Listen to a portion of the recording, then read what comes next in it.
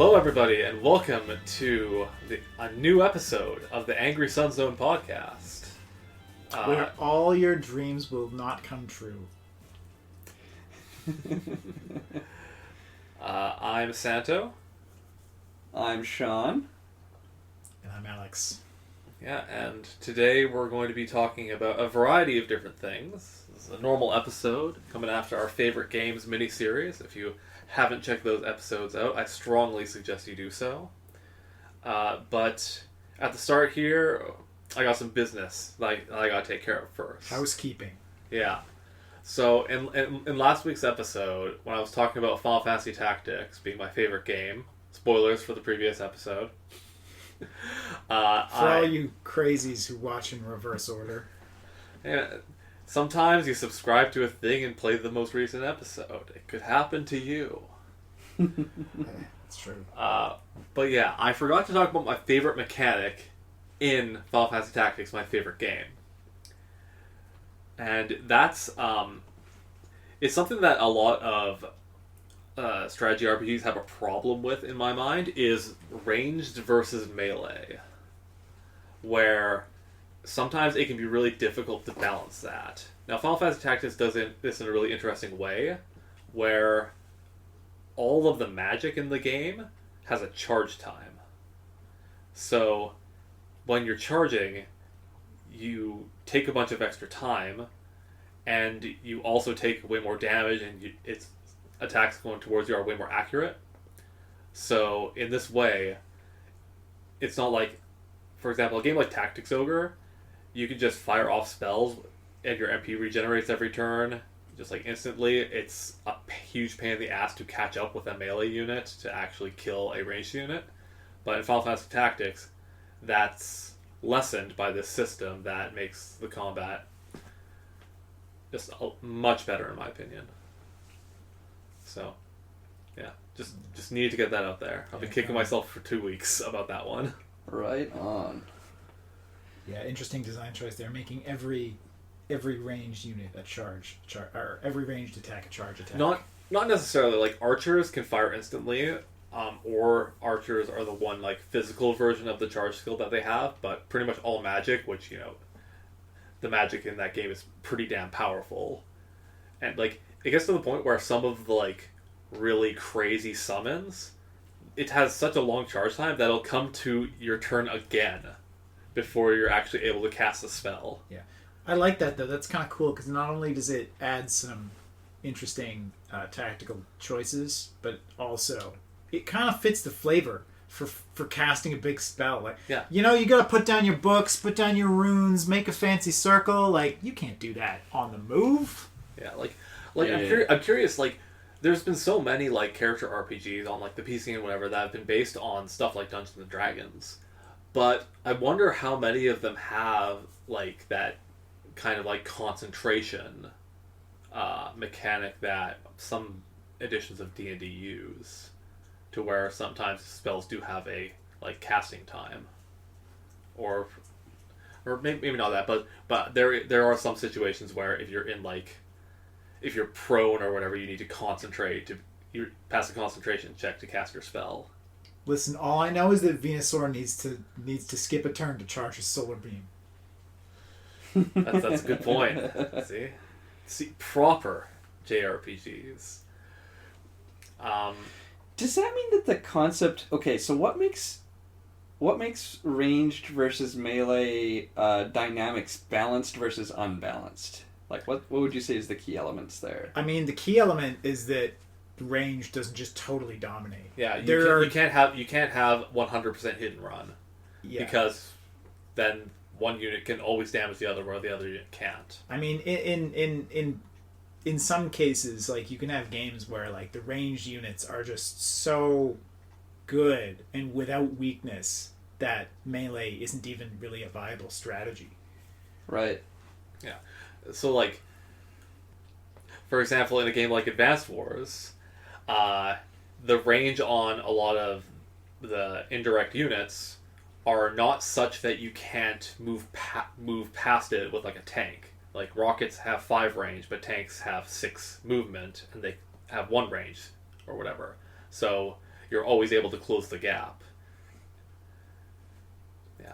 Makes sense. Advance Wars is a excellent strategy game, as we talked about earlier. Yeah, it is. Yeah, and although I will say, actually, there were some additions where the artillery unit specifically was actually extremely powerful, and you could basically mass it, and that could be actually your entire strategy, and it wasn't always too bad of a strategy on some maps. Yeah, because they were cheap enough. Yeah. Yeah. Yeah, but we could talk about Advance Wars for another half an hour, but instead, why don't we talk about the spiritual successor to Advance Wars? WarGroove. You mean WarGroove? WarGroove. WarGroove. What's WarGroove? As promised last episode, well, as speculated last episode, I suppose, we're going to talk about WarGroove today. We actually did end up playing it instead of just saying we were going to play it. Yeah. At least me and Alex did. I know, yeah, it's crazy. Actually playing games these days? Yeah. We bought this game and then we played it relatively soon after buying it. Yeah. I mean, it was in a Humble Bundle too. I never played those. Yeah, so WarGroove. This is as spiritual a successor as you could be. I'm gonna be honest. They ripped it off. They really ripped it off. I mean, one of the things I've noticed is that just playing the game, I'm basically pattern matching what I already know about Advance Wars and being like, oh, the Spearman, oh, that's just the mech. Yep. The Fell Beast, which is like a flying bat dragon, that's a bomber. Like they cribbed almost all of the unit kind of types, you could say. A fair amount. A fair amount. Although their own spins. There are a couple that are interesting. Like they have a dog unit, which is actually very interesting and different. That's just the recon. I thought it was a bit different than the recon. I mean, it is. There's a lot of spins on it. I'd say the dog I'd say the dog fits in a different niche. Personally. I mean, in Fog of War maps, it fits in the same niche as being a fairly mobile unit with good sight. Yeah, but it's just that it's not armored like a recon is, where it can still get attacked by any kind of infantry unit and get smoked. So here's my question. Earlier I had asked you guys, before you actually had started playing the game, whether you think I might like it. Now that you guys have played it, do you think that I would totally be into it, considering that I also enjoyed Advance Wars? And when was the last time you played Advance Wars? Would you say? I would probably say that's got to be at least 10 years ago, eh? Yeah, you should play it. You should play WarGroove. Solid. All right. I think the farther out you are from Advance Wars, I think the more you'd appreciate it. Because if you play this game so shortly after playing Advance Wars, I have a feeling that if I did that, I might be comparing it even more than I am. Yeah, and honestly, although we've been talking about how they've cribbed a lot of the unit types and animation styles, terrain styles, bad combat animations, air sea land is combat triangles. There are some extremely critical differences in the gameplay itself. Mm-hmm. One of them, what I'm gonna say, is actually the most significant to me, is that the way that cities work. You don't actually get to occupy cities, and I think that changes the game a lot. Yeah. Specifically, you capture cities, but a city is not a tile that you can place a unit in. Yeah. And in the Advance Wars games, having a unit on a city tile was huge, because cities gave a sizable defensive bonus, and your unit would heal or get repaired a little bit every turn. So Advance Wars definitely had a bit more of a defensive oriented playstyle all the time. Yeah. Whereas WarGroove, a lot of the changes they've made have made it more aggressive. Yeah, almost every change, I would say, makes it a more aggressive game. And honestly, I like it. it's actually I've been finding it to be in some ways more dynamic, because I would say that a lot of the time there's less of an obvious dominant unit to build in a general situation. I find myself considering what to try and use to break up enemy positions a lot more based on like what's actually on the field, instead of just like, oh, this unit has the best power to price like efficiency, therefore I'm going to use this unit every time. Like, yeah, I think one of the big reasons for that is because a lot of maps in WarGroove have very few actual production buildings under your control, whereas Advanced Wars, like a lot of maps, you start with 3 or 4 barracks to make units from. So you can't, mass a unit and also make something to counter the counter unit to the unit you're massing. In WarGroove, you have to be a lot more selective with what units you make. So if you try to mass, a bunch of pikemen, your opponent can just say, okay, I'm gonna, start making some air units or make more ranged units because pikemen have such a low movement to counter you. Yeah, pretty much just that. Yeah, so the other one of the other big differences I'll say is that every unit has a critical strike. Mm-hmm. They're more like special bonuses rather than a crit. It's not random, so different units get additional bonus damage from different kind of conditions on the field. So the basic soldier unit, for example, crits when it is beside your hero unit, which we haven't talked about, but we'll get to. Mm-hmm. The pikemen crit when they're beside each other.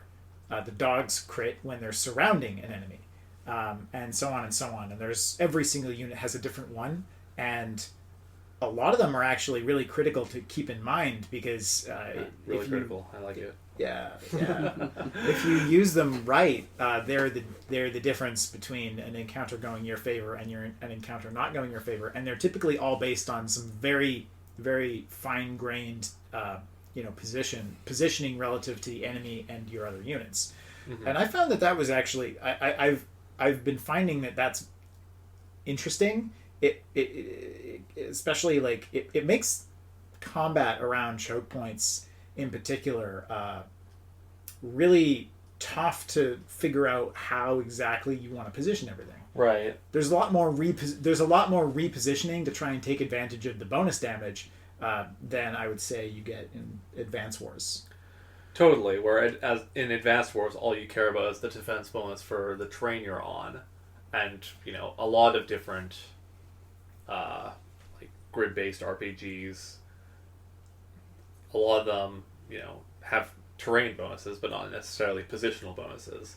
Fire Emblem has actually been going in that direction a lot more, where positioning your units beside other units will grant bonuses. And I'm actually not the biggest fan of this. I just don't think I've encountered a game that does it well enough that I enjoy playing a tactical RPG like that. I think WarGroove is the closest it has gotten. I think some of the crit stuff is good. But I think that some of them just don't necessarily... I feel like a lot of them don't naturally come up. Specifically the dog one. I almost never have a situation where I'm surrounding an enemy with multiple dogs where that matters. Because either I'm attacking the same unit and one hits and then the other hits and is probably going to finish the job for any unit that I'm going to use the dogs against. Or I'm specifically trying to maneuver my units, and sometimes it just feels like a wasted turn if I'm not attacking with a unit and I'm just putting it in position for other units to be good. I don't know. So it's maybe as I play more I'll like it a bit more, but we'll see. But yeah, I think we got to talk about the commander units. Yeah, we have. That's commander units. That's a huge difference. Huge difference. Yeah, and for those of you who were listening in on our favorite games, now we did mention that one of my favorite Advanced Wars game, Advanced Wars Days of Ruin, does have a commander unit, but it's very different in that the commander unit in Advanced Wars Days of Ruin is actually disposable. Yes. And that is not the case in WarGroove. In WarGroove, if your commander dies, you lose. Yeah, so that definitely changes things quite a bit, because your commander unit has what's called the groove, the groove in WarGroove, where it's a special power that they charge up after fighting for a certain amount of time. And they need to be, actually fighting to do this. It's not like a turn-based thing. It charges a little bit based on turn, but it's very slow. Yeah, so you need to be in combat to raise this thing. But if you're in combat to get this, powerful ability, you're also putting your commander at risk. Now, your commander is one... Your commander's also like a huge tank. Yeah, they don't take much damage from stuff. Doesn't take a lot of damage and dishes out a lot. They can mess up infantry real bad. Yeah. Although when there's higher power units, it can get risky. Some of the strong range units, like the catapult, or the strong aerial units, like the sort of dragon class, they can do significant damage. Yeah, and specifically with like the dragon, like that has enough movement where if you get caught out by one of those, you're screwed. Also, the dragon crits when the target is on a road.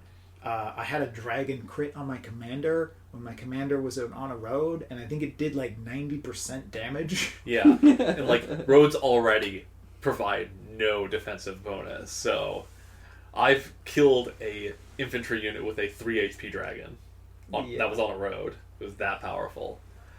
But yeah, so the thing about the commander unit, though, is that I'm not entirely...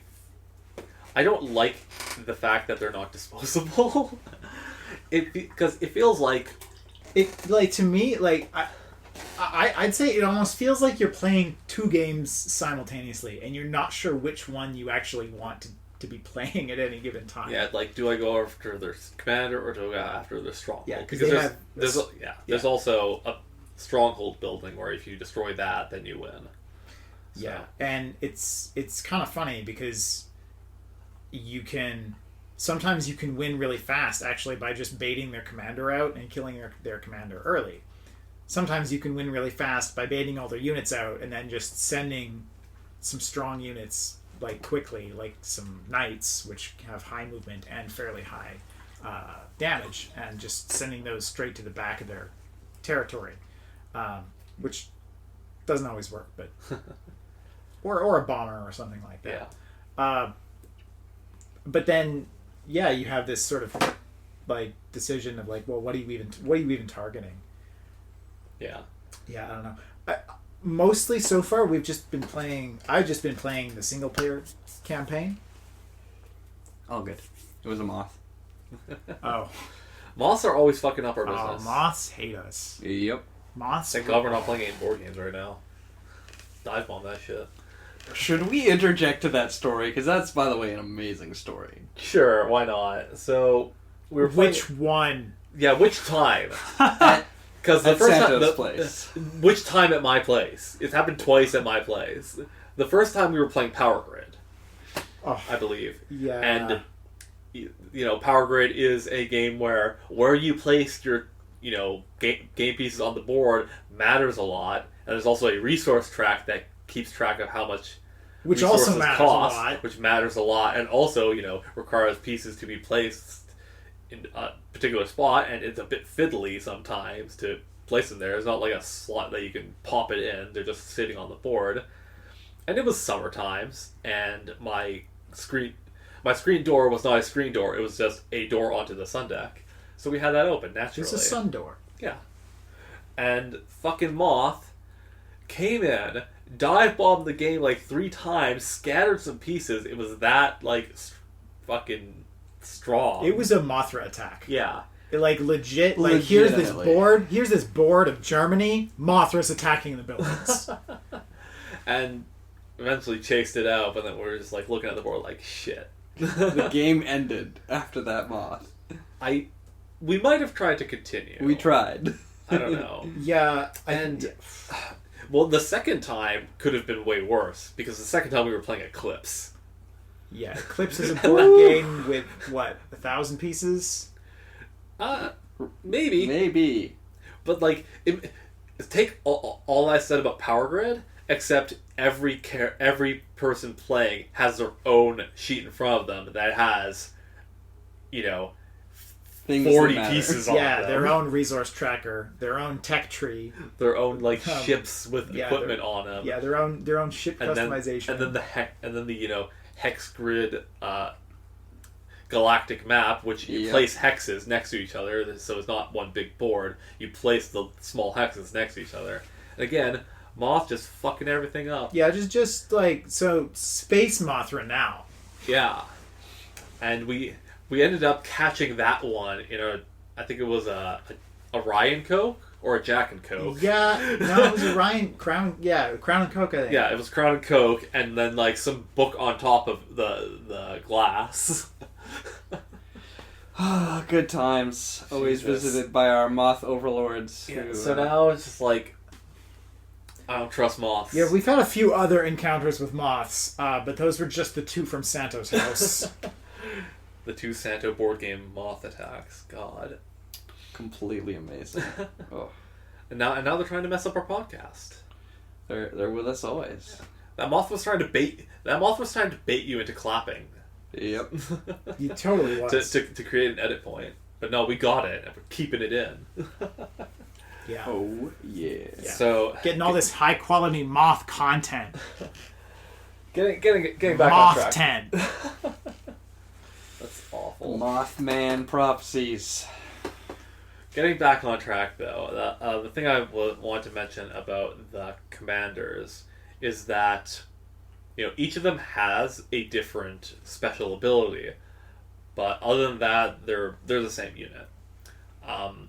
So that different special ability is basically what you choose when you choose your commander in like the skirmish mode or whatever, and that's the only difference between, you know, the different factions, what you have available and whatever. And so because that difference is like, those abilities can make a big impact on the field, but I feel like they're fairly low impact normally because they're attached to this one unit that, again, you have to be careful with when you're playing. And so I don't know necessarily if a lot of the like skirmishes are going to be like unique enough. Yeah. Like I haven't been playing the skirmish mode. Is it going to have as much replay value? Yeah. Because that's the thing with like, some of the advanced wars, especially Dual Strike. There's so many COs, and you can combine them. And there's so many different matchups you can have where it's like, you know. Yeah, and the different matchups could totally change the way a game plays. Because, you know, if you got, like I was talking about the artillery spam strategy, which in particular worked well with one particular CO who gave one extra range. So broken. To ranged units, which was just made a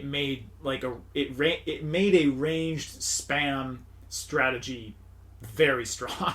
Yeah, and like, you know, if you have a map that's primarily land and air, do you pick, you know, the CO that specializes with air combat, or the one that specializes with vehicles or infantry or economy? Like, so many different options that change on a macro level how you're playing the map, whereas in WarGroove these abilities are going to have less of an impact on the overall battlefield. Yeah. So that'll be interesting as we play more. You know, from what I've seen, basically what I see is that like WarGroove essentially was a game where the devs were very clearly in love with Advance Wars, and they wanted another game, and Intelligent Systems isn't making one. And they changed it up by focusing on what I would say is just a lot of like really like fine-grained tactical changes that change the way that like you're really positioning your units at where one square over is like a tactical decision that matters, more so than it would in an Advance Wars game. But yeah, perhaps definitely lacking some of those more macro differences. Yeah. So I mean, I'm excited about it, if only because there's no Advance Wars. Yeah, it's something new. It's something new. And turn-based strategy in general. I mean, I guess there's XCOM.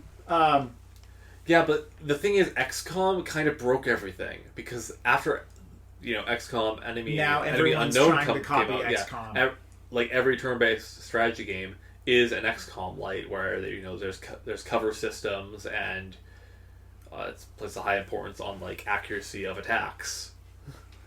So it's yeah, that was one thing actually that I've always liked about Advance Wars is that there aren't a lot of other games that are like Advance Wars, because Advance Wars is, in my mind, it's really closer to an RTS than most other quote unquote turn-based strategy games, right? Like it's all about like unit production and like you're kind of managing your economy and stuff like that, which a lot of turn-based strategy games just aren't.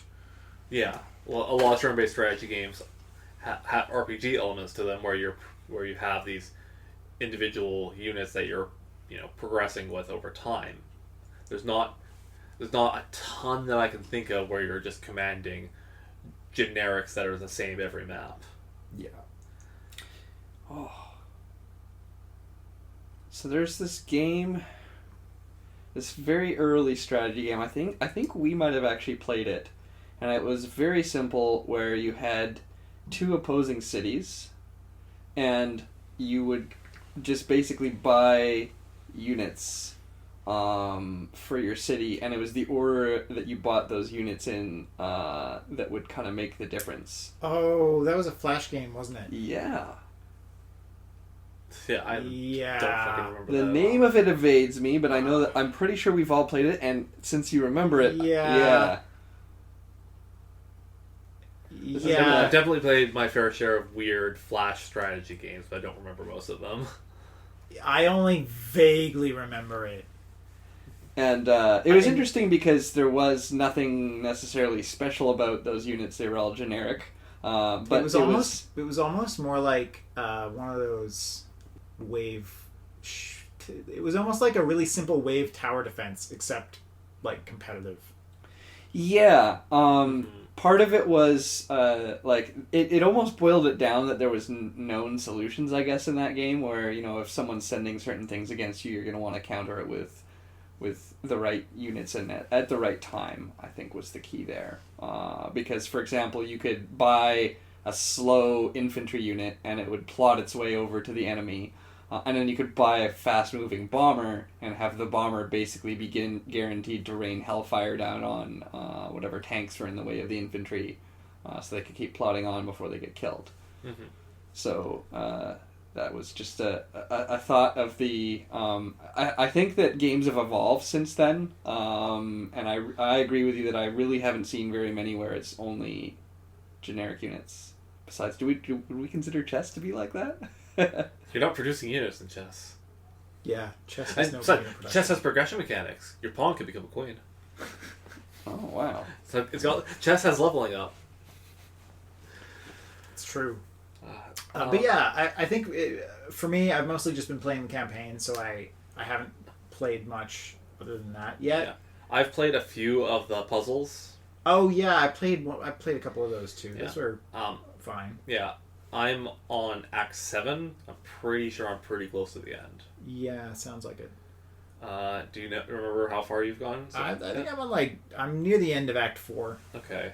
Have you gotten to naval combat yet? No. Okay, so that's one thing that I think WarGroove does very differently from Advanced Wars, and I really, really like how they did it, and really don't like how they did one specific part of it.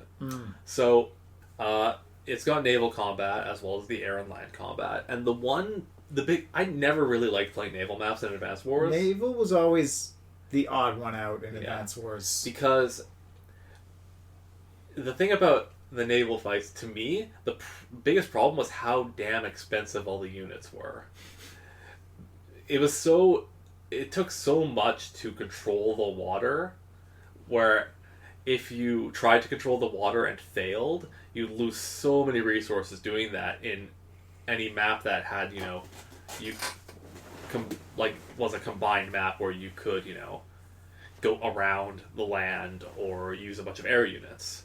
But in WarGroove, all of the units are fairly reasonably priced. Like, your battleship equivalent is, I think it's like 950 resources. Not, Oh, that's not so bad. not in Advanced Wars it was like 25 or 26,000, where the difference is a factor of 10 between how much money you get per city between the two. So, like, it's not 2.5 times more expensive than the WarGroove equivalent. It's got like the same rock paper scissors kind of thing, where you've got your ranged powerful attacker that can hit land units and sea units. You've got your kind of fast moving. In this case, it's a turtle. A fast-moving turtle. It's in the water. Don't worry about Wow. it. And that can hunt down these warships, and then you've got a unit that can shoot down a harpoon ship, which can take down these turtles, but can also take down air units. Okay, so keep in mind, if you want like flying bats that breathe fire, war dogs, some of whom are aliens, skeletons, and fucking lightning fast turtles, you got your game. Yeah, WarGroove's the game for you. So it's got that, and again, the units are cheap enough where it feels like that's a viable thing to spend resources on, and even if you don't necessarily win the water, you're not dead in the water per se. But they also have a really interesting unit, which is a water-based infantry unit, because there's villages on the water. Oh. And, ports are also on the water, and they don't necessarily have to be next to land in this game. And that unit can also go on land, but it's really crappy on land. It's got half the movement and does maybe a third of the damage. And it's also got 2 range, so it's a pretty decent unit. And that opens it up a lot, because also having economy on the water, plus water being affordable to take, makes the game feel like the 3 fronts that you're going to be using on these maps all feel important in a way that in Advanced Wars they never quite did. Even in Days of Ruin, yeah, I didn't feel like the naval was. I thought the naval was slightly improved, but it still wasn't great. Yeah. I thought that they made the naval a bit better in Days of Ruin, but it was always just weird. Yeah. And the thing I always found is that mixed maps, naval was never something you really wanted to do. Naval was always I guess I have to use naval because the map demands it. Yeah, it's just I can't get any of my vehicles over to the enemy island unless I, take a lander across, and I need that lander to be able to survive. Yeah, and then oftentimes in a map like that, where say you have, if you have 2 separate land masses or multiple separate land masses, what would usually happen is the land masses would be very well fortified, and there would just be this kind of stalemate-ish thing going on in the naval combat for way too long. Yeah. Well, Days of Ruin fixed that by enabling the battleships to be able to move and shoot. Yeah, and the ships in WarGroove can also move and shoot. The harpoon ship is a ranged unit. Yeah, a lot of the ranged units can move and shoot, some of them. It's just the battleship in Days of Ruin. Yeah, I meant also in WarGroove. In archers. WarGroove? Yeah, the archers and all the naval units. But the one problem with the naval combat is that, for whatever reason, the turtles and the harpoon ships can't attack docks. And now in WarGroove, to take over an enemy's property or building or whatever, you need to attack it down to a neutral building before you can take it.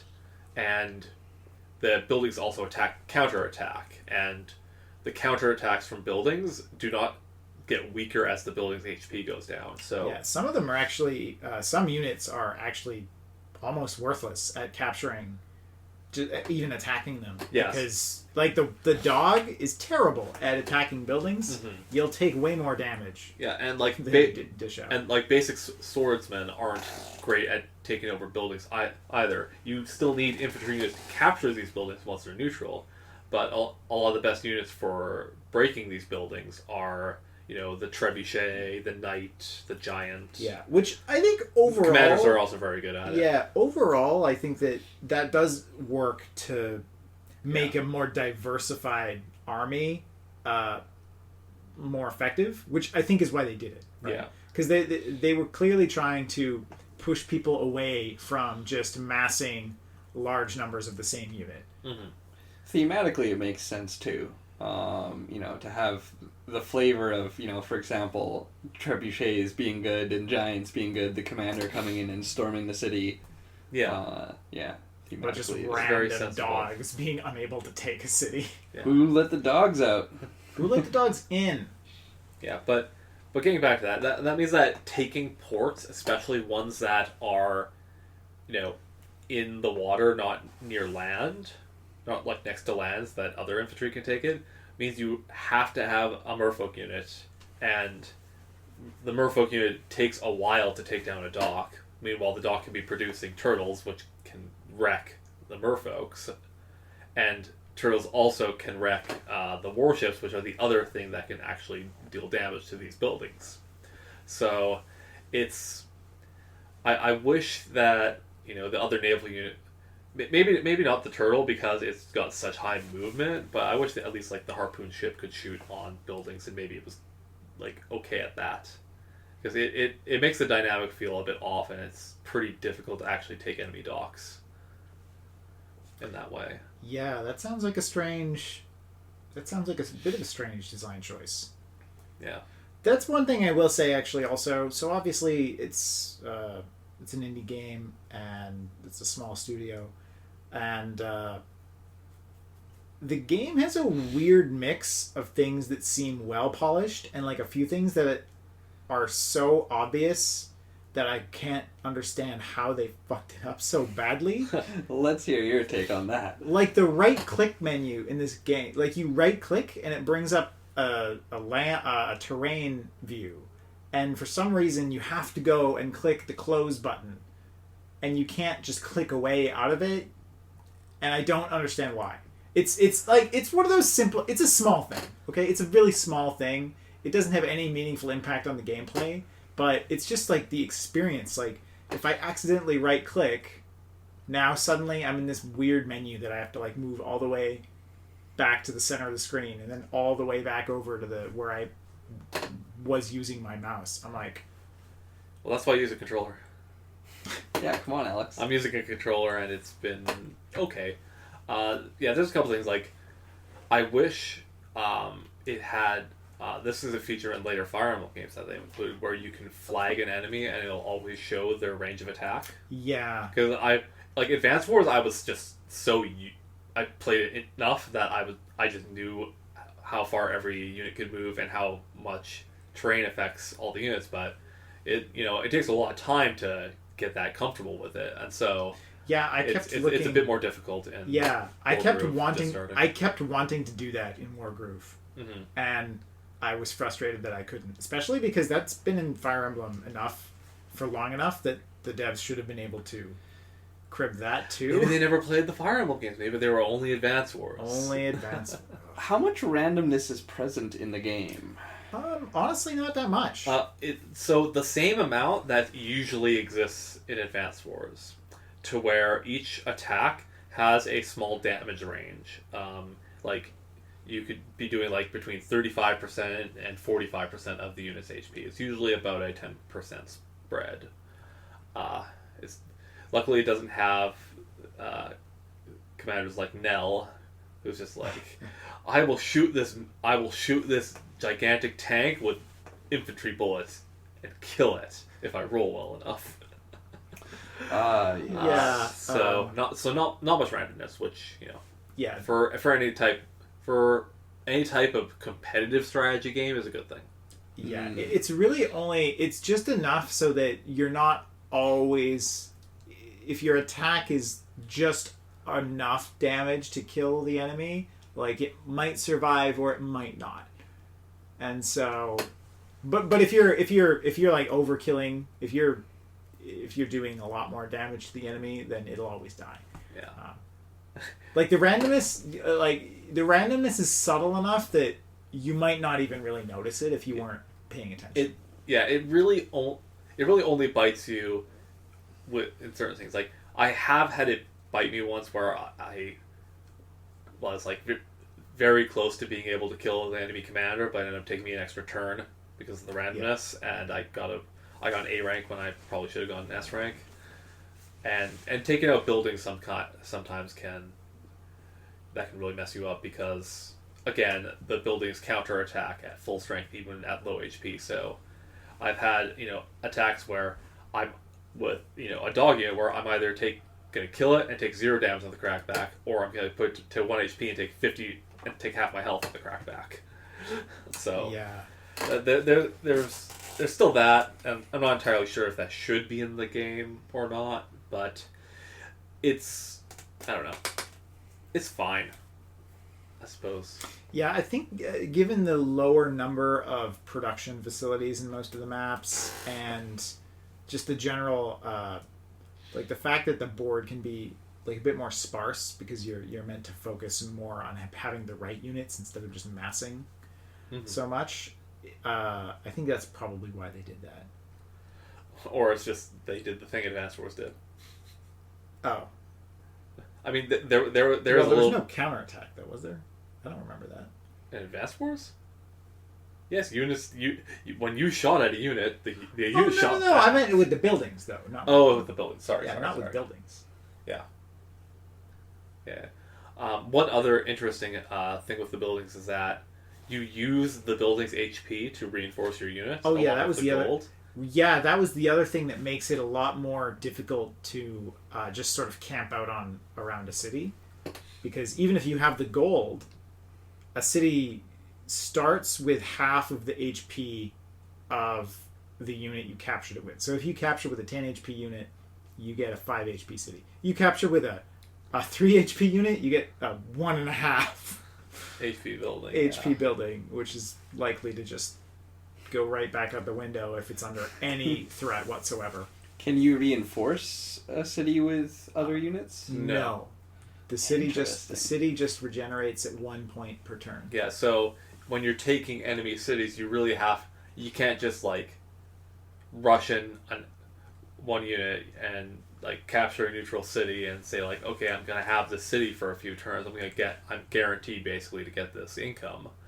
You're not. They can just take it back pretty easily, and it makes it so that drawn out fights in one location can't be drawn out that much because you can't just send your damage units back a little bit to heal and come back to the front lines as easily because the buildings only regenerate a little bit every turn.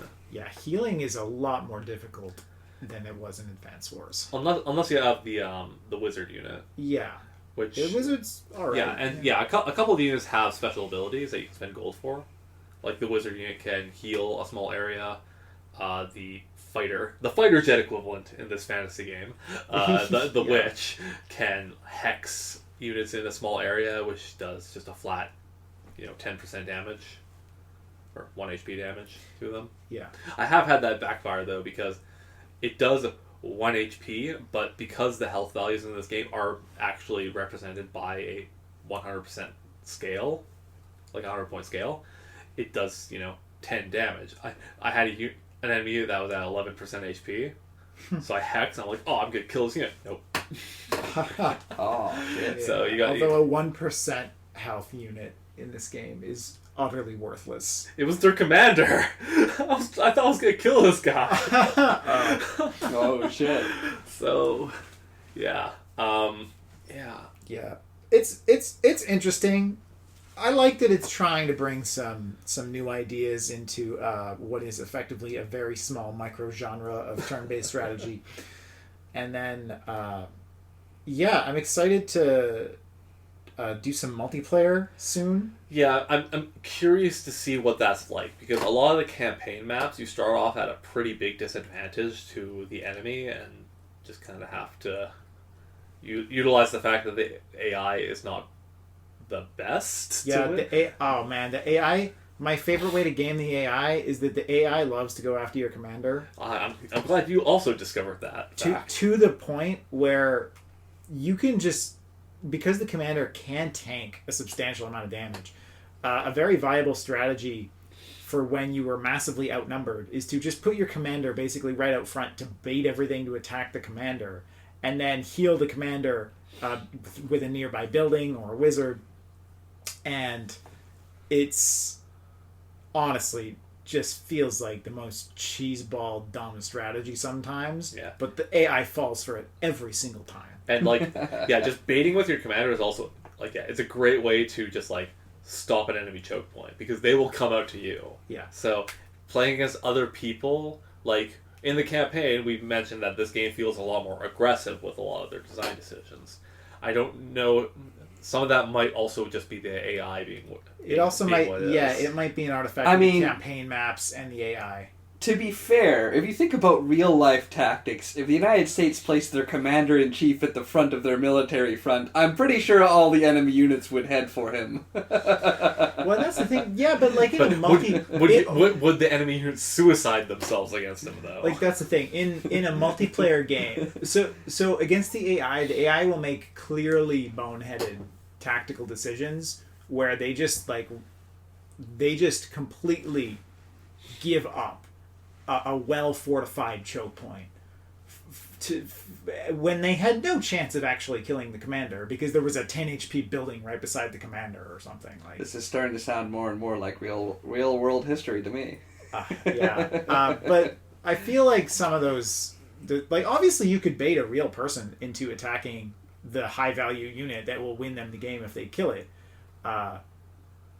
And I've had some close calls where my commander almost died because I was too aggressive with the baiting. But overall, I think that an actual human opponent would not fall for a lot of the cheesy moves that I've made in the campaign.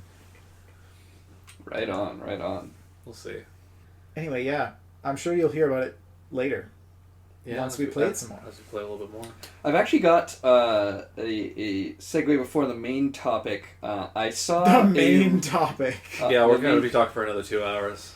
So there was this one game that I saw a review for by, hopefully I'm pronouncing this right, Clay Entertainment. Yep. And it's called The Last Spell. And it is a roguelite style game in which you have wizards and rogues and warriors, and you're defending a city against endless waves of zombies in a turn-based scenario. And so generally during the night, these zombies will attack you, and then during the day, you get to clean up the city and kind of have a little bit of a break before you dive back into this. And what makes it a roguelite is that you're at some point will be overwhelmed, and all your heroes. I feel like the term roguelite it's really lost most descriptive value. This I will say, it does seem fun, so I'm going to get WarGroove, and I'm going to try this game, and I'm going to see... Alright, we're book clubbing it now. Oh yeah, we are book clubbing it. So, to move on to the topic that I was hungering for today is open world concept games. Mm-hmm. And so to start this topic, I'm just going to go through and define it, and also talk a little bit about its close cousins, the sandbox games, and resulting what they call emergent gameplay that kind of rises out of the combination of the two.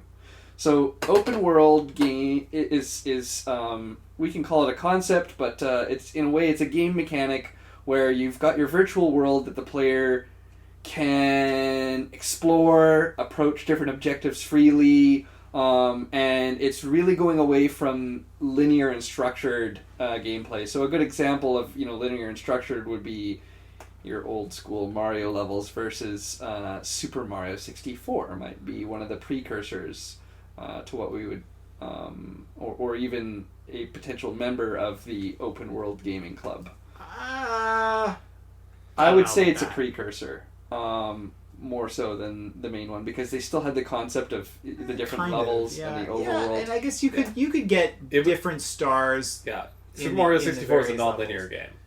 That's a good. Yeah. Okay. No. Oh, Now, how they define sandbox games, which often overlap, is that so open world is referring to the lack of limits in the player's exploration of the game world. You can go basically anywhere and perhaps tackle the game's major objectives in different orders. Sandbox games refer more to the ability of giving the player tools for creative freedom within the game to approach their objectives. Right. And so, for example, one good example that I found online, which helped me understand a little bit more about the difference, was Microsoft Flight Simulator. They would consider that one an open world game where you can fly anywhere, but they don't consider it a sandbox game because there's not necessarily creative aspects into achieving the objectives. Oh, I hate genres. I hate genres so much. Microsoft Flight Simulator is an open world game. You can fly anywhere in the world. Exactly. And so, just to recap, they do consider it open world, but not It's sandbox. it's a simulator I feel game. like Come on. yeah, simulator's kind of like I don't know. That's a weird one. It is, Honestly, and actually, why so Microsoft's Flight what Microsoft Flight Simulator? I feel like that's just a bad example for a genre. Like you want an open world game? GTA.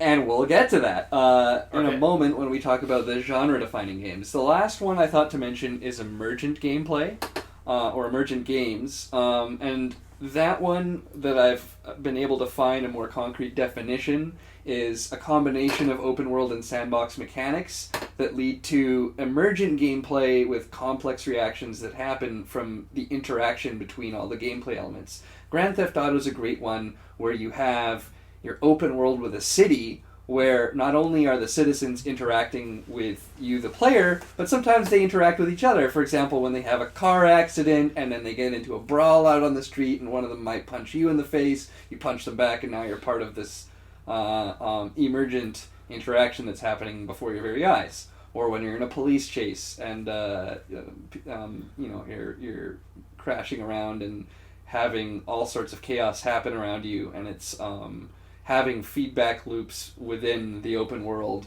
that aren't pre-programmed at all. Okay, so I'm going to talk about Dwarf Fortress now because I think it really Yes. illustrates this a lot. So we've talked about it before because it's one of my favorites. I've played way too much of it. It's a time sink. Don't do it if you value your sanity or time. But with that out of the way, it's amazing. And one of the reasons that Dwarf Fortress is so amazing is because it has some of the best emergent gameplay ever.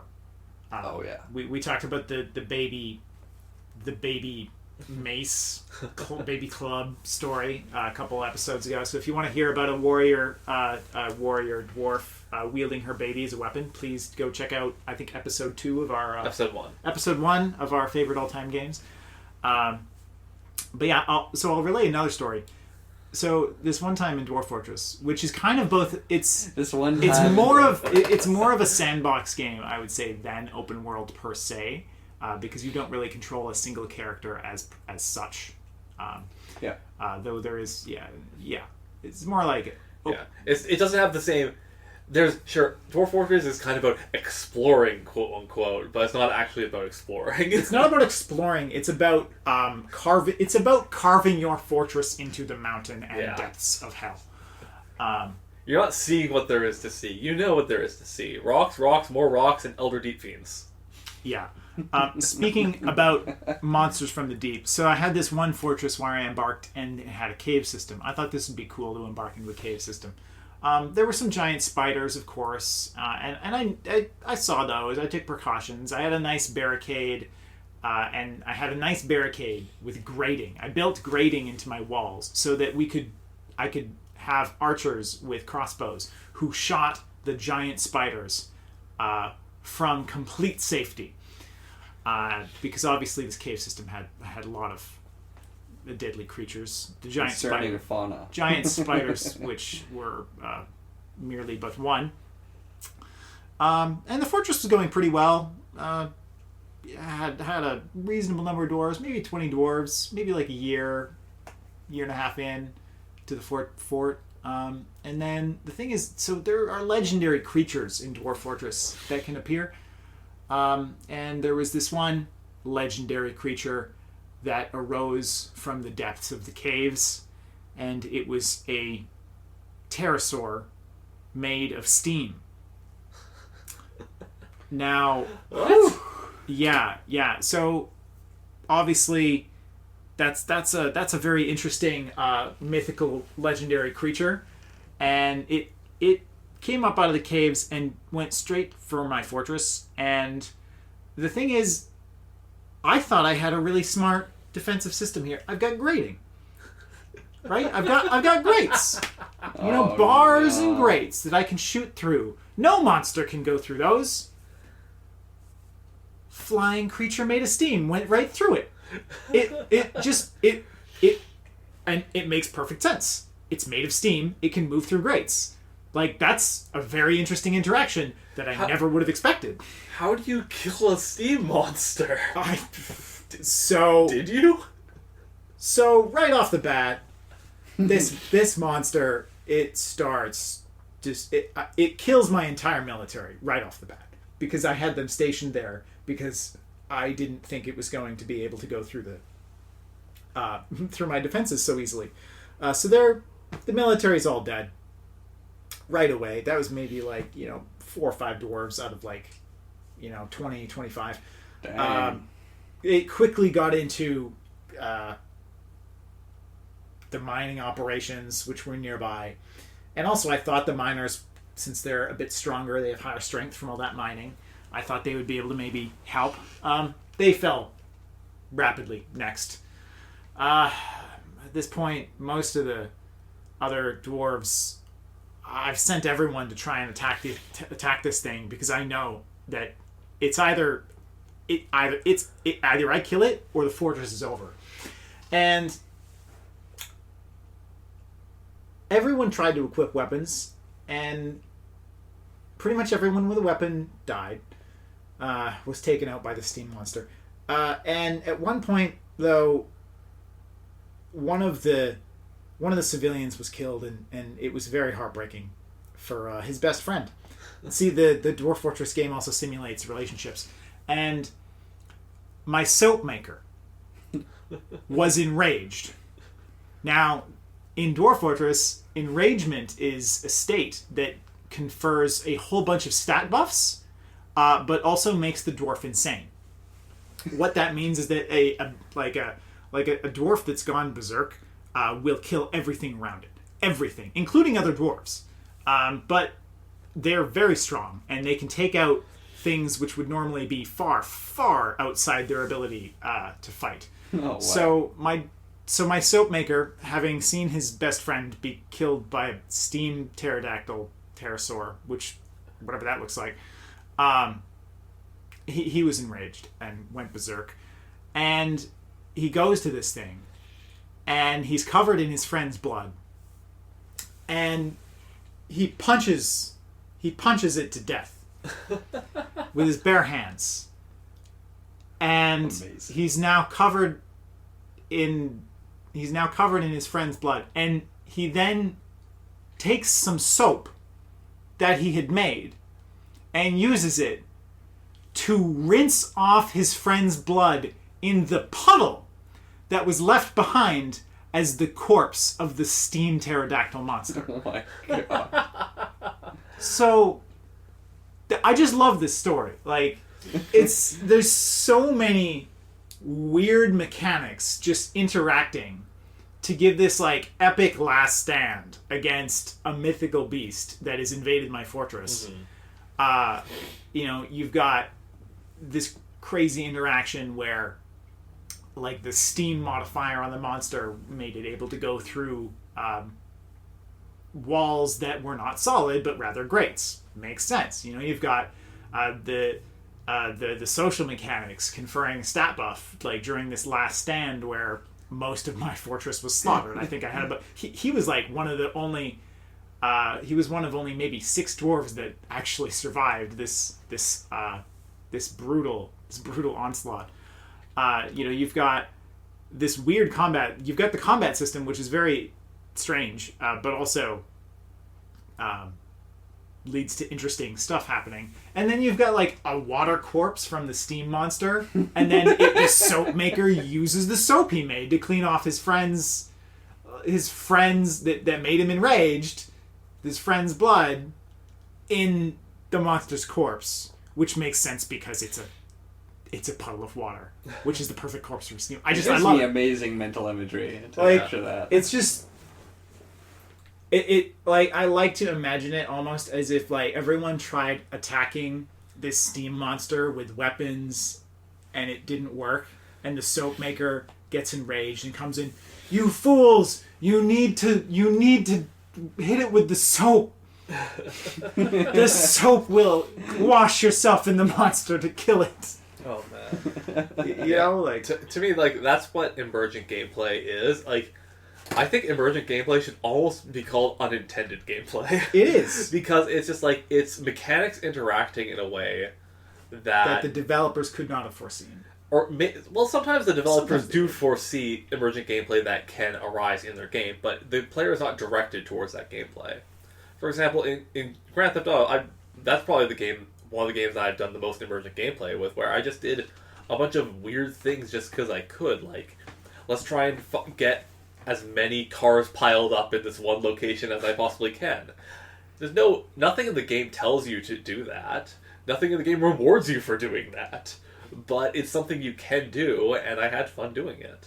And then you have just a pile of angry people trying to get through this mass of cars, and then they start swinging at each other, and all then of a sudden cars start blowing brawl. up, and now the cops are here with the helicopter. It's great. Yeah. So going back to, now that we've taken a look at the difference between emergent games, emergent gameplay, sandbox games, and the open world game mechanic, I'm going to talk about some of the genre-defining games. Now, we've already talked about Grand Theft Auto, and Grand Theft Auto 3 is kind of looked upon as one of the more modern genre-defining games that spawned a lot of the standards in what we see in open-world games today. But open-world games actually go back to the 20th century as well. Now, it even goes back as far as the 80s. In 1984 was one of the games that people would argue would be the first open world game is called Elite. And that is a open world space exploration game which has its distant relative today that we know as Elite Dangerous. Mm-hmm. And so this game was it would be running on the old school PCs of the 80s and would have wireframe graphics. The gameplay itself, basically really truly is a precursor to, if you take a look at, the gameplay of Elite Dangerous today, and the gameplay elements within that game. It's basically like it's a distant relative is what I would use the term for it. Have either of you played Elite or Elite Dangerous? No. Nope. But I don't know. I kind of have some issues with some of the definitions you're using, and that's just because gaming is so relatively new that a lot of the terms I feel like are still evolving, and when we talk about open world games today and the context and what they mean today, like, those concepts don't necessarily apply to older games like that. Like, I would not have called Elite, the original one, or, Elite Dangerous, the new one, I would not have called those open world games. I would have called those space sims. And because space sims, like, a lot of different games have... It's the Microsoft Flight Simulator argument all over again. In space! Yeah, it's just like, just because there's a vast... space that you can go in. I think today, I don't necessarily think that's what makes an open world game. If I had to define an open world game in modern context myself, I'd start by looking at just like the various different kinds. Like Bethesda RPGs, the Ubisoft open world games, the like the Grand Theft Autos, where you have, yes, a large area that you can do things in, but there's all these different things peppered around these areas that the developers intend for you to do. So, like, I wouldn't... So because those are just, like, intentionally placed for you to find, that's something that I think makes it an open world game, weirdly enough. Or, like, something like No Man's Sky, which was released. Like, that is one of the most open games ever made. And has a lot generated. And has a ton of different worlds. But I still wouldn't really say that's an open world game. All right, fair enough. Yeah, it's interesting how basically there's almost like a bit of a genre convention with what an open world game is, that there's something lacking there, right? Like if you look at a Bethesda game or GTA, or my personal favorite for innovative open worlding, Spider-Man 2. Ooh. Like these are all games that have a world that where basically the whole world is open to you from the beginning. Maybe not the entire map, but like large chunks of it, and yet there is still typically a story. There's still typically missions. Yeah, and like you can go at it at your leisure. I'll give you two of the games that seem to definitely fit into this category that are quite well known. One is the Fallout series, Fallout 3. Mm-hmm. And another is Legend of Zelda Breath of the Wild. Yeah. And so both of those I would say are some of the more well-known of today's open world games. Yeah, probably Red Dead Redemption's another popular one. Yes. Yeah, well, there's a ton of open world games now. Like, lots of games are incorporating open world elements in the way that, like, shooters started adopting progression mechanics when Call of Duty came out. Yeah, it's almost kind of like the idea is almost becoming... it's almost not even relevant anymore. And, like, yeah. Or it's becoming less relevant. And, like, the same thing with a lot of games in, like, the mid... like, the early to mid, and even later, like, 360 era, where, like, it felt like every game had multiplayer added to it, even when it really didn't need it. Like, BioShock 2 had multiplayer. Really? Yes. See, I don't know that, because actually, here's my controversial opinion, but it might not be controversial here, but I hate BioShock. I think BioShock is a terrible game. That is controversial. A lot of people think that's one of the best games ever made. I've never played a BioShock game. I've barely seen gameplay of a BioShock game. I can't wait. But maybe this is something we leave for a later day. We might have to send us your hate mail on why you love BioShock. Yeah, and yeah, it's the thing. I wouldn't necessarily say, like, I might, like, maybe disagree a bit. I don't think necessarily that you're wrong, though, because genres have always been poorly defined in any medium, and video games, again, being such a fairly new one, like, a lot of people are just going to have different interpretations of the genres. Like, genre is not fact. Yeah. At this point. Yeah. Genre is genre. Genre. But, yeah. And so I think maybe there's always, like, lots of other mediums where, like, genre crossover is a thing, but in video games I think that's even more apparent, especially as there's games now that sort of do a grab bag of being almost every genre at the same time. Those poor programmers. I feel like there's probably a Final Fantasy game that's like an open world, turn-based, real-time strategy RPG. Yeah, Final Fantasy 15. Yeah. Oh god, So, of the open world games, what would you guys say is your number one game? So, that's tough, because I think Grand Theft Auto Vice City is very up there for me. I spent a lot of time playing that game. I had a ton of fun with that game. But as time has gone on, I've really soured on the, like, modern formula of these types of games. Like, I did not like Assassin's Creed when I tried playing it. I despise Fallout 3. And Final Fantasy 15, like, they tried to make that game open world. I really dislike that game too. And so a lot of these games, I find the open worldness of it to be a detriment more than a help. And one of the games that I think used open world to its advantage and made it a game that I think would have been bad if it hadn't used these concepts is the original Crackdown. Oh yeah, Crackdown would probably be my number one pick for my favorite open world game, because they did something that a lot of open world games I feel like do terribly. Crackdown has good movement options. Yeah. It's such a fundamental thing to me that if you're going to make a game with a very wide expanse that you can move through, make it so that moving through that isn't a slog. Like, I cannot stand games that get away with, like the Bethesda RPGs, get away with having a big open world because you can quote unquote fast travel. Going through multiple loading screens is not fast travel.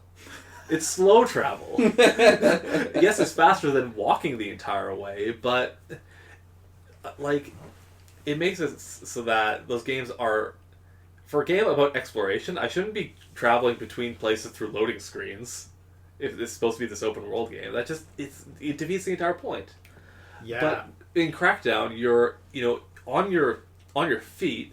You could jump super high. You could go around the world and climb a bunch of stuff in a way that Assassin's Creed's climbing always felt clunky because you can't jump you can't jump 4 stories. And the vehicles, especially the ones you got, like the police vehicles, were super fun to use because like they had fun physics to them, to where the SUV had crazy air control. The low to the ground, just like cop car, could just like send other cars flying when you hit them. I mean, Crackdown was I think Crackdown really just leaned into like making an open world game that's just fun. Yeah, exactly. It's just fun. And like they weren't worried about making it realistic. They weren't worried about like really like much of anything, honestly, except just being like just over the top, like, and just a little corny, but like in a good way, and just it's so much fun. A little corny? Skills for kills, Agent. Skills for kills. And speaking of which, like, one of the brilliant design decisions that they made with that game, besides packaging in the Halo 3 beta with it, was the agility orbs. Those are such a great design decision because they're these invisible things in the world that you want to collect because they make you move faster, jump higher, move better, and make you level up so numbers go up, and everybody loves that. But that encourages you to not drive everywhere. That encourages you to try to run around and interact with the environment to get to where you're going so you can pick up these orbs along the way. So, like, in that way, it made traversing the city feel way more necessary, whereas other games, I feel like just getting around anywhere, again, is a slog. Yeah. And on that note, I'm gonna plug my favorite open world game again, Spider-Man 2. Some of the newer ones might be better. I don't know. I haven't played them, but Spider-Man 2 rocked, and totally in some of the same ways as Crackdown. It's so fun to just move around as in the city, right? You're hitting the right trigger and the left trigger to shoot his webs and hit the buildings, and it's just fun to move around that way. It's kind of weird. It's a strange... Fun to be Spider-Man. It's a strange control scheme, but it makes sense, and it makes it fun to move around. Similar to Crackdown, it also had... I mean, might have even inspired Crackdown. Oh, it 100% inspired Crackdown. Yeah. I cannot imagine that game not being inspired by Spider-Man 2. Yeah. It also had these various trinkets hidden around the city, a lot of them in high places where you have to collect them, and you can see them, and you're just swinging around, and then you see something, and you're like, oh, I got to go climb that building to get this trinket But it works, right? And then it makes you explore the city, and it makes it a lot of fun, actually. Also, this has nothing to do with open world, but Mysterio is amazing in that game. Oh, one of the best boss fights. Best boss fight. The Mysterio boss fight, real good. So many health bars. So many health bars. I was. How would you ever defeat such a foe? How could you defeat him? I don't know. Also, the writing was really good. Like, that's one thing. They really... Any Spider-Man IP, you really... I think the best Spider-Man IP is always when the writing is on point with Spider-Man as just a sarcastic motherfucker who does not give a single fuck about anyone around him. Well, maybe his friends. But, like, not the enemies, that's for sure. And, yeah, it's like, oh, shocker. Nice to see you. You got reupholstered. Yeah, Starkey Man. And that's Starkey Man's the best. And that's, yeah. I love it. It's so good. So, I do want to go on a tangent here, as you mentioned, good writing, into another open world game, Nier Automata. Now... I didn't even know that was an open world game. Well, it is. I haven't played it. So, this is... A lot of people absolutely adore this game. I don't necessarily think it's like in the upper echelon of games or anything like that, but it does two things well. One of which unintentionally, and one of which very intentionally.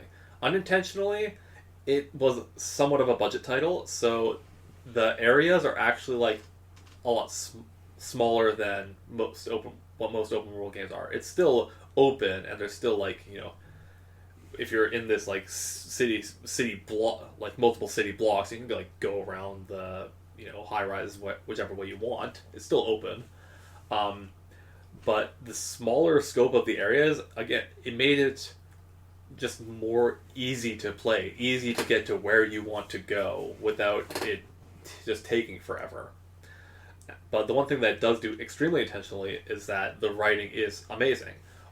Like, a lot of the side quests in open world games aren't super rewarding from a gameplay standpoint. They're rewarding based on the like actual rewards that make your character better, or the writing that you get. And Nier Automata had amazing writing for the side quests that made me want to do them all, even though the rewards kind of didn't matter and the gameplay was not I didn't find particularly inspired in a lot of them. But you had all these robots like contemplating their existence the entire time. That's basically the entire point of the game, and so you're meeting all these like crazy robots that have like a bunch of different like takes on like philosophy and stuff, and the writing's super crazy. That's awesome. Yeah, I've not played that one yet, but so you asked the question, Sean. Now it's time for your answer. What's your favorite open world game? Whew. I would say it's gonna be the Red Dead Redemption. Yeah. I really enjoyed the first one, especially, and the second one as well. I didn't even know you played Red Dead. You played Red Dead Redemption 2? I actually have not completed the second one. I don't own a copy of it. But you played it. Yes. Okay. So it's interesting that you use those terms, because did you know that Red Dead Redemption is a sequel? Well, I don't necessarily know if it's a sequel, but Red Dead Revolver is a game that exists. Oh my gosh. That came up before Red Dead Redemption that Rockstar made, and so it was. So yeah, a lot of people forget that that's actually a game that exists. But yeah, Red Dead Redemption, that's a pretty good pick. Yeah, for me, it really was the immersion in the gameplay world, and I started to. I mean, for me, Western movies and kind of the Western genre has always been pretty entertaining for me. Without me going into into to say that's my number one genre of movie or video game, but what I found was that just following the plot itself was rewarding in its own way, but also just exploring the activities that you could actually just do, whether it's hunting for pelts and whatnot and kind of getting into that groove, or doing the bounty hunting. you're either hunting animals or scoundrels. Or perhaps being on the run after some shenanigans, and having these mini adventures between the main quests where it was just taking a moment to assess. Now, what was interesting to me in that game is that I found it blurring the lines between me imagining the character to be an extension of myself versus me playing the character as I imagined that John Marston might be. Mm-hmm. And I found myself often sinking into that role of who is John Marston and who am I playing him as, which definitely led to some of the most enjoyable experiences and decisions that I'd be making. All right, you guys heard it here. Red Dead Redemption induces schizophrenia. 10 out of 10. And 11 out of 10 at the same time. And perhaps 9 out of 10. Oh, I hated it. You quiet you. Yeah. So... My prospect really lacks it. That's not prospect. That's like Southern Georgian. It's terrible. Some of the other things that I thought to bring to the table is the precursors of the 20th century, things that led to the open world genre. I'm curious whether you would actually rate these as being open world strictly, or whether you might tell us that it kind of dips outside of that. So before Grand Theft Auto 3, there was games like Ocarina of Time. Right. Ocarina of Time was open world for its time. I think, like, especially like thinking back, I think it really blew a lot of people away in its time as look at this amazing space that you can just traverse. And you can actually kind of go outside of the intended order, but you can't actually do anything if you go too far. That's why I think it's not like it's not an open really world game. It's more like a really it's an action adventure game like many Zelda games, but I don't think it has enough of the open world concepts to really go for it. Like there's actually not. Maybe I'm misremembering because you played it more recently than I have. I mean, honestly, but how much like extra side stuff is there to do in that game? I don't remember there's being a lot. I mean, there are definitely there's some. like little there's like a few side activities, but in terms of like a what's considered like a traditional side quest, perhaps. I mean, there's like there's this weird side quest where you like sell masks to people as young Link. Right. Only the first of which is actually necessary to progress in the game, and then there's additional ones. And most of the actual side quests in the game are, I mean, there's a couple you could consider them side quests for like bottles and stuff. And there's I feel like there's at least a couple proper side quests, but not a ton. Yeah. Like the original Legend of Zelda is the most open world Zelda until Breath of the Wild. The original, because you can go in whatever Zelda, the hell Zelda. I'm gonna be honest. I did not like the original Zelda. I like a lot of NES games. I did not like the first Zelda. Fair game. I don't like a lot of NES games. Yeah. Okay. Like so honestly, like GTA 2 is more of a Zelda. GTA 2 more Zelda than Ocarina of Time. You heard it here first. No, GTA 2 is more of an open world game than Zelda. Ocarina of Time. Like, now, contrast that to Super Mario 64. Would you say that it's more or less open world than Ocarina of Time? More. Okay. Are we just gonna stack rank every game as like more or less? Stack rankings are great. I'm totally into this. I'd say more because again, it's the non-linearity really clinches it. You can tackle things in a order that you just can't in something like Ocarina of Time. And if you dive into the analysis of speedrunning, you can really do anything. You can tackle it in any order. Ocarina of Time is actually like weird. It's very particular. you know, there's always like one exact next outside of dungeons. There's always one exact next move you have to do, and a fair amount of locations are closed off to until certain parts of the game. until you unlock certain items, like traversal items. Yeah, so there's so because Ocarina of Time is like, to me, open world games, like if you had to boil down to three things. So like Ocarina of Time is a linear game in a somewhat open-ish world, whereas Super Mario 64 is like a somewhat more. It's like self-contained areas that can be played non-linearly, and then also you can play the different areas in different orders. Yeah. Mm-hmm. Yeah, like open worldness to me comes down to non-linearity, like exploration, and like side quests. Those are, I think, like three big pillars of what makes an open world game to me. Now, one game that feels open world on the surface, but seems to me to be a little bit more sandbox, at least this could just be my opinion, but Dishonored. Dishonored. I have zero opinions. I haven't played it at all. Yeah, I don't know enough about it to say one way or the other. I think people do people consider that almost a stealth game, right? So like Dishonored is definitely a stealth, in a way, open world game.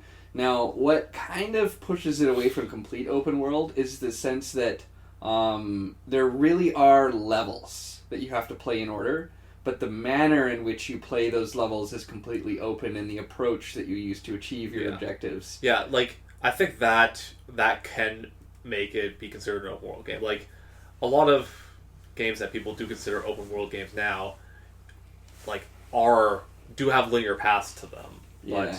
But again, like, the options to approach those, I think, can make something. Like, nobody's going to argue that Assassin's Creed is not an open world game.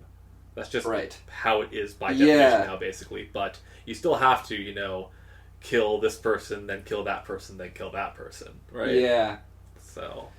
Now, the one thing I'll say actually two things I'll say about Dishonored. One was that the movement through the game was just so high velocity, high impact, and fun. Yeah, blinking everywhere. Yeah, when you're blinking everywhere, and so you could pretty much always get the drop on an enemy, and in fact, you could be surrounded by enemies and be blinking in and out amongst them, and just be using the chaos of being pretty much everywhere at once to be able to survive an encounter, and change the balance of what might be a lethal encounter for you to lethal to everybody else. And two is, if you want to see the epitome of how far you can take that, go on YouTube and look up some of the amazing gameplay that there is online of people who are really good at that game. And I mean, for example, there will be people who fall out of the sky in a Rube Goldberg-like sequence where they'll go ahead and chop someone's head off, throw it in the air, have it bounce off of something in order to deflect a grenade that they threw seconds before from a different position, which will knock it into a group of enemies, blowing then up, one of which who will notice the protagonist, shoot at you, and then you'll do a body swap with them so that their own bullet blows their own head off. And that's in the first 5 seconds of gameplay. Wow. It's pretty fantastic. You watch those and you go, yep, I think, imagining a game world in where this is real, I could see how the protagonist would be considered one of the most feared and mythical figures of all time. Right. Totally. So, Dishonored. And it's more open world-ish, at least to me, cousin, Assassin's Creed. Yeah. Now, I've only played one of the Assassin's Creed games, but diving into Hail Bays from... did I say that right? Hay bales? Hay bales. You said hail bays. Oh, wow. Protection from the elements. Hail Bays is what you do when you're worshipping the statistical theorem.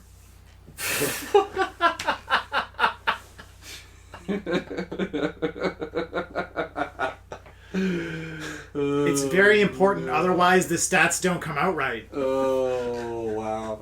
You gotta say 3 Hail Bays, otherwise your paper is rejected.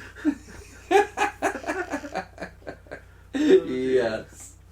So good. I'm curious, which Assassin's Creed game have you played? The second one, actually. Right. Okay. I've played the first one. Because if I recall, the first one's structure is actually a bit different from everything else's, right? Yeah, I think the first one's actually not really that open world. Yeah, but Like, kind of. aren't you doing different things to get information that like changes how the assassinations play out?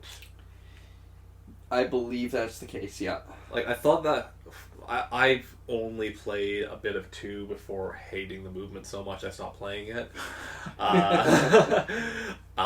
But my impression of the Assassin's Creed games was that the first Assassin's Creed was like, it was these big build-ups to these like assassinations, whereas the other games were had actually weirdly a less of a focus on the big assassinating these big targets. Yeah, I haven't played the other ones, so I can't really compare too much. It's funny. It's a massive game series, but I don't. Well, never really I mean, played more these days it has nothing to do with assassination, but I mean the latest one is basically just a Viking game, and they pretty much completely abandoned all of the like real world story that's been going on. Really, like the Desmond stuff. Yeah, that was that stuff apparently barely pops up anymore. that seemed like.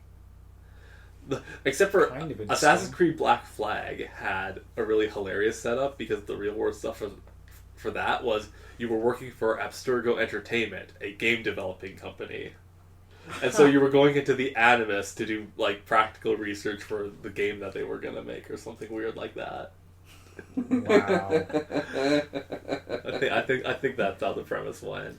I think Which could have been a hilarious meta commentary on Ubisoft's game design philosophy for their big games.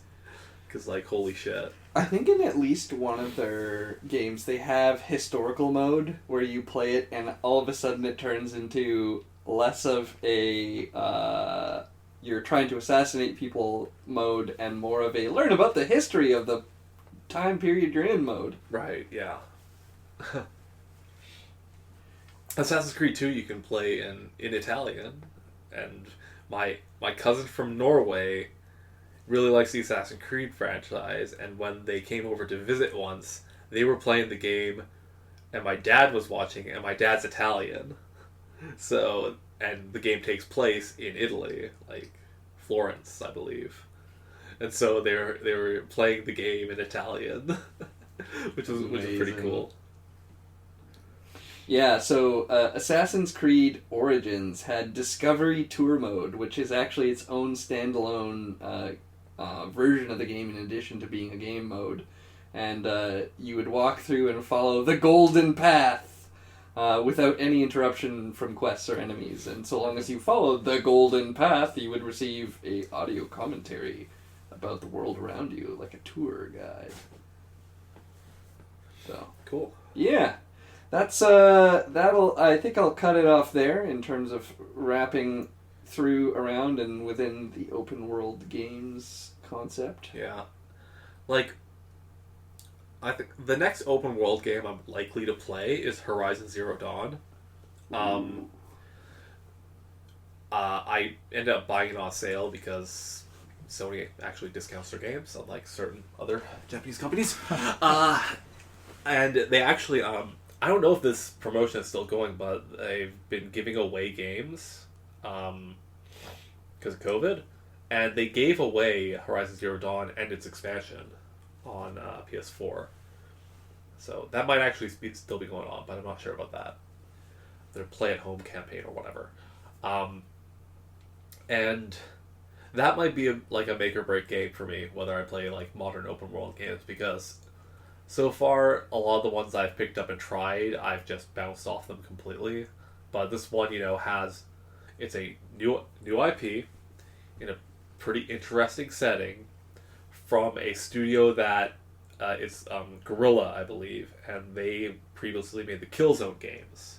So this is kind of their first game like this as well.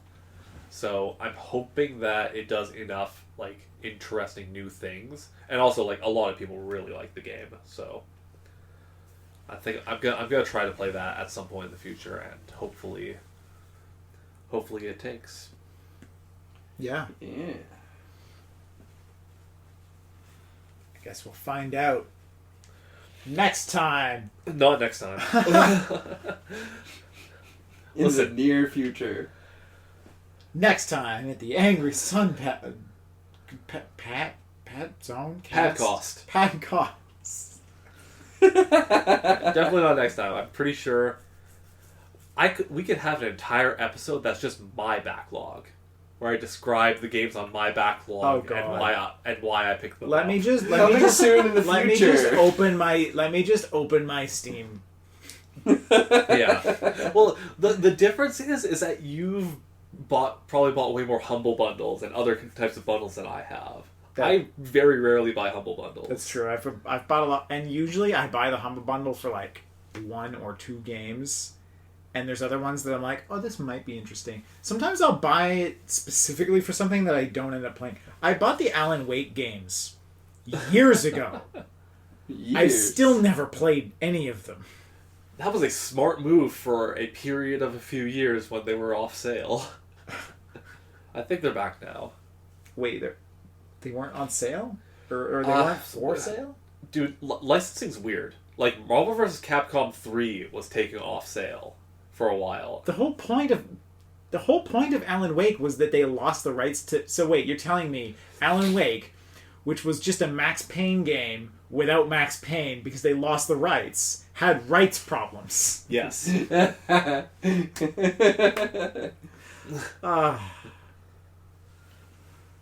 Did they perhaps hold a wake for their lost comrade? For their lost IP? They went all in. with rights issues. That was terrible. Oh yeah, you know, actually, so speaking of Horizon Zero Dawn, which I believe has dinosaurs in it. Robot dinosaurs. I was at Dankmart, and at Dankmart I bought some Haribo dinosaurs. Okay, hold on. Pass me this over here. I need to describe what I'm seeing right now, because there's a like tealish T-Rex looking motherfucker right next to a bear in a cowboy hat with a leopard print strap on it and a bow around his neck. What in tarnation? That's not a dinosaur. I need to see this for myself. Oh my god. Banana and strawberry. Mango, maridine, and milk. Oh, that's the I'm pretty sure that's the Haribo mascot. Yeah, that's what I assumed, but that's not a dinosaur. What do you mean? He's this crazy bear's friends with the dinosaur. That's a totally normal thing for a bear. Look at the way that dinosaur. Look at the way the dino's looking at that bear. I'm pretty sure that dino's gonna eat that bear. Bear's who's hungrier, the bear or the dino? Dino looks hungrier. Yeah. Bear doesn't even have teeth. Come on, look at this. Look at you got Stegosaurus, Triceratops, T-Rex, and armored Brontosaurus. Oh yeah, armored Brontosaurus. I mean, I think it's supposed to be a Brontosaurus gummy, but it looks armored for some reason. And now we come to the ASMR section. Oh no, please stop. Oh, the waveform looks so awful. Awfully interesting. Let's see, is it sugar-free? Of course not. It's Haribo. Haribo is legendary for their sugar-free delights, of which I'm pretty sure you can still find the reviews on Amazon. Yeah, if you want to have I had. Okay, so it was the Haribo sugar-free gummy bears that caused problems for people. Yes, it was. Digestive problems. Digestive problems of a legendary. These are kind. not the ones with maltitol. It's all good. Seriously though, if you want to die laughing, go look up the Amazon reviews of Haribo sugar-free gummy bears. And then look up the Amazon reviews for Stone Wheat Thin crackers. And then look up the advertisement for Power Thirst, the energy drink you need in your life. Holy shit. You're bringing up some prime 2007 internet right here. Yes. This is your internet archaeology podcast today.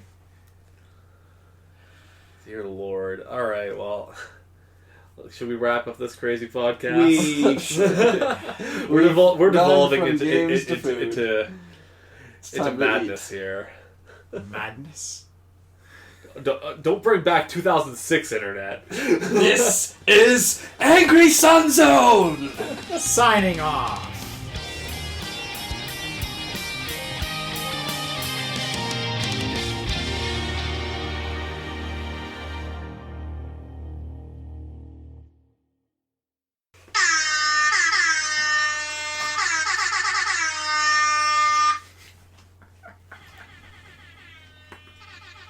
It's just air horns now. It's the Angry Air Horn Zone. Angry air horns now.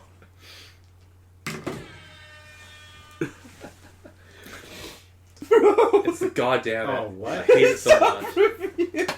Remix! I love playing this over Bluetooth while my girl sleeps. Almost as fun as the real thing, but my air horn got taken away after 2 uses. Holy Christ. So This air horn gets 5 stars because my real one got taken away. What a review.